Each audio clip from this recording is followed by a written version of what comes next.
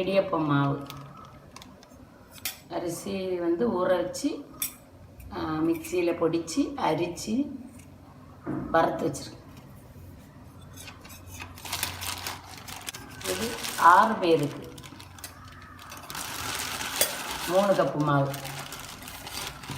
2 பேருக்குன்னா ஒரு கப்பு மாவு போதும், கரெக்டாக இருக்கும். நல்லா கொதிக்கணும் தண்ணி.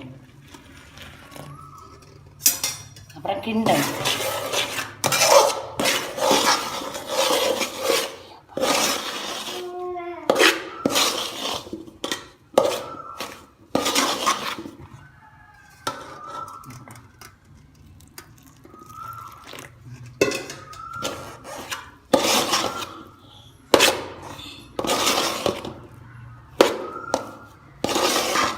மணத்தை பற்றி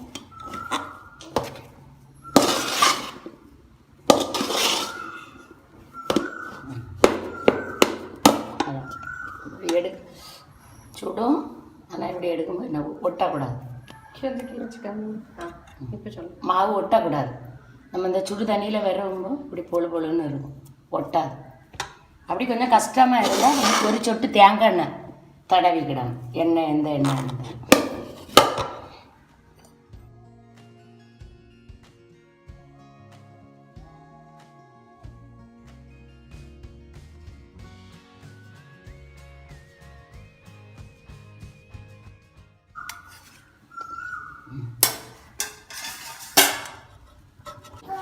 இட்லி இதுலேயும் வைக்கலாம். இதுக்கு முன்னே இன்னொரு தட்டு உண்டு இப்படி பிடிச்சி ஊற்றி, அதுலேயும் வைக்கலாம். இது பெருசு, அமுக்கி புளியது வந்துன்னா கொஞ்சம் கஷ்டமாக இருக்கும். வெளிப்பி பாரு.